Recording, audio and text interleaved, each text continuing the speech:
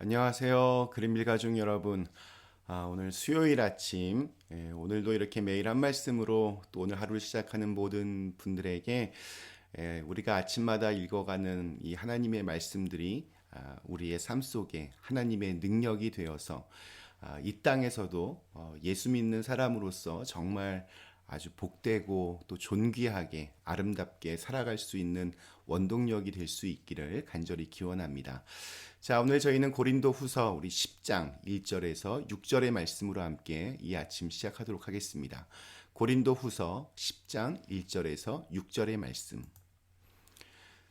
너희를 대면하면 유순하고 떠나 있으면 너희에 대하여 담대한 나 바울은 이제 그리스도의 온유와 관용으로 친히 너희를 권하고 또한 우리를 육신에 따라 행하는 자로 여기는 자들에 대하여 내가 담대히 대하는 것 같이 너희와 함께 있을 때에 나로 하여금 이 담대한 태도로 대하지 않게 하기를 구하노라.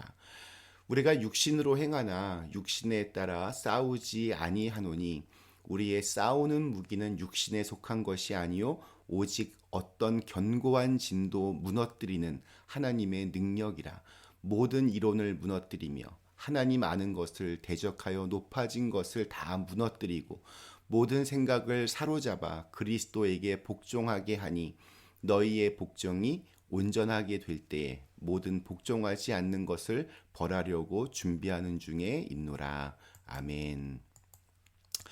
네, 바울은 자신에 대한 어떤 오해를 풀기 위한 변론으로 10장을 시작합니다. 오늘 1절 말씀이 이렇게 시작합니다. 좀 더 이렇게 분명한 이해를 위해서 제가 현대인의 성경으로 읽겠습니다. 여러분을 자주 대하면 비겁하고 떠나 있으면 대담하다는 나 바울이 이제 그리스도의 온유와 너그러우심으로 여러분에게 말합니다. 성경이어서 최대한 이렇게 유하게 표현해서 이 정도입니다. 원문은 좀 더 자극적인데 너희를 대하여 대면하면 비천하고 떠나 있으면 겁쟁이 개와 같이 짖는 나 바울은 이런 뜻입니다. 바울을 공격하던 사람들이 바울을 비난할 때 사용하던 표현을 그대로 옮겨놓은 것입니다. 그러니까 한마디로 바울은 사람이 없는 곳에서는 아주 대범한 척, 큰 소리 치지만 직접 만나서 대면해서는 말도 제대로 할 줄 모르는 겁쟁이라는 겁니다. 바울의 입장에서는 굉장히 모욕적인 그러한 공격입니다.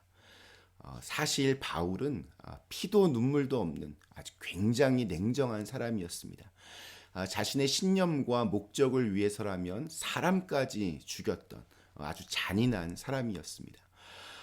그런 그가 예수님을 만난 후에는 새 사람으로 이렇게 바뀌었지만 욱하는 그의 성격은 가끔씩 튀어나와서 여러 또 어려움들을 만나게 합니다. 동료들의 작은 실수에도 불같이 화를 내고 또 함께 선교를 다녔던 어찌 보면 평생의 은인인 바나바와 다툼 끝에 헤어지기도 했습니다. 그러나 중요한 것은 그는 계속해서 다듬어져 갔습니다. 시간이 지나면 지날수록 자신의 화를 다스릴 줄 알았고 다른 사람들의 실수와 허물에 대해서도 예전에 비해서 훨씬 더 관대해졌습니다. 예수님 때문에 그렇게 했습니다. 바울이 고린도 교회 성도들을 만날 때 불같이 화를 낼 줄 몰라서 안 낸 것이 아닙니다. 그러나 바울은 그러한 방식으로 교회를 이끄는 것이 옳지 않다는 것을 알았기 때문에 주님의 온유와 너그러움으로 그들을 대한 것입니다. 그러고 보면 사람들은 이렇게 온순하고 부드러운 사람들을 좀 이렇게 쉽게 생각하고 함부로 대하는 경우들이 종종 있습니다. 우리 한국에서 교통사고가 나면 누가 이깁니까? 목소리 큰 놈이 이긴다고 합니다. 불같은 기세로 또 무슨 일을 저지를지 모르는 또라이처럼 그렇게 행동하면 오히려 상대가 이렇게 수그러들기 때문입니다. 그런 상황에서 화를 내지 않고 예의를 지켜서 행동하면 이렇게 만만하게 보고 호구 잡히기가 아주 십상입니다. 심지어 뭐 가정에서도 일터에서도 또 교회에서도 목소리 큰 사람이 이렇게 주도권을 가지고 참는 사람은 손해를 보는 것처럼 그렇게 보일 수도 있습니다. 그러나 시간이 지나면 이 관계는 역전이 됩니다. 반드시 그렇습니다. 다른 사람들도 이렇게 지켜보면 다 알기 때문입니다. 영적으로는 더 그렇습니다. 왜 갖은 조롱과 근거 없는 비난에도 이렇게 바보처럼 참으면서 바울이 사람들을 온유하고 너그럽게 대했는지 그 이유가 4절에 나옵니다.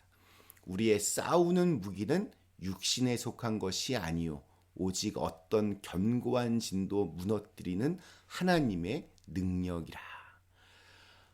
우리의 무기는 세상과는 다릅니다.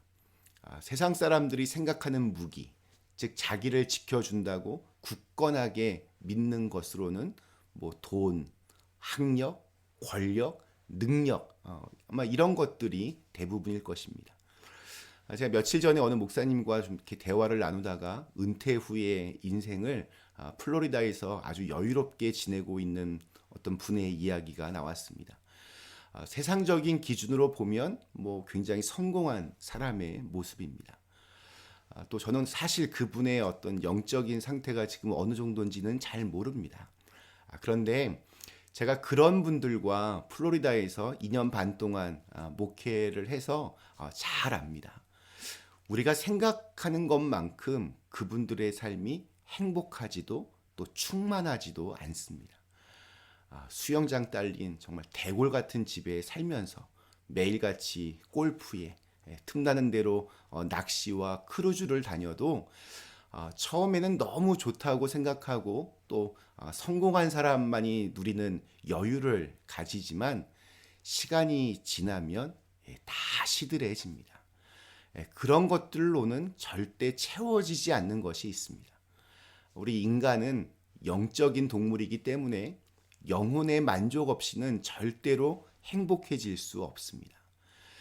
제 경험상 본인도 하루하루의 삶이 정말 행복하고 충만하고 또 주위의 사람들에게 진짜 어른으로 진심 어린 존경을 받는 경우는 신실하게 믿음의 길을 잘 가시는 분들입니다. 주님을 위해서 자신이 할 수 있는 대로 봉사하고 헌신하면서 믿음의 본을 보이는 분들이 있습니다. 처음에는 뭐 이렇게 수수하고 아주 담백한 모습에 이렇게 평범한 분들도 여기에 와서 사신해 했다가 나중에 그분이 어떤 분이었는지 알고는 아주 깜짝 놀란 일들이 여러 번 있었습니다. 구원의 그 확신을 가지고 예수님을 닮아가기 위해서 애쓰는 분들은 정말 멋있습니다. 나이가 들수록 더 감동적인 그러한 삶을 살아갑니다. 주님을 믿으면 정말로 믿으면 천국에 가기도 하지만 이 땅에서의 삶도 정말 근사하고 아름답게 살아갈 수 있습니다. 세상의 사람들은 무엇을 먹을까, 무엇을 마실까, 무엇을 입을까에 초점을 맞추고 달려듭니다. 그러나 그리스도인은 하나님의 나라와 그 의에 초점을 맞춥니다. 그러니까 이 초점이 다릅니다. 왜냐하면 하나님은 이 모든 것을 더하여 주시는, 그리고 우리에게 꼭 필요하고 또 좋은 것으로 공급해 주시는 분임을 알고 또한 믿기 때문입니다. 과거 남유다 왕국의 여호사벳 왕은 에돔 연합군의 공격을 받았습니다. 풍전등화 같은 상황에서 여호사밧은 하나님께 아주 간절하게 기도합니다. 그때 하나님은 역대하 20장에서 이렇게 말씀을 하십니다. 적군이 아무리 많다 하여도 너희들은 두려워하거나 겁내지 말아라. 이 전쟁은 너희가 하는 것이 아니라 나 하나님이 맡아 하는 것이다. 죽고 사는 것이 하나님께 달려 있습니다. 이기고 지는 것도 하나님 손에 달려 있습니다. 그것을 믿는 우리는 결과는 주님께 맡기고 지금 내 앞에 놓인 일에 최선을 다할 뿐입니다. 이것이 믿음입니다. 낙심하지 않는 것이 우리의 믿음이고 또 끝까지 기대와 소망을 버리지 않는 것이 우리의 무기입니다. 오늘 우리에게 주신 하루, 내가 가지고 있는 무기, 하나님의 능력을 온전히 믿고 신뢰하면서 치열한 인생의 전쟁 속에서도 감동적인 모습으로 하나님의 사람으로 그렇게 살아가실 수 있기를 간절히 기원합니다. 우리 잠시 함께 기도하시겠습니다. 좋으신 하나님, 예수님 믿는데 정말 잘 믿게 하여 주시옵소서. 하나님의 능력이 온전히 우리의 삶 속에서 드러나서 정말 감동 어린 그런 삶을 살아갈 수 있는 그 원동력이 되게 하여 주시옵소서. 예수님의 이름으로 간절히 기도드리옵나이다. 아멘.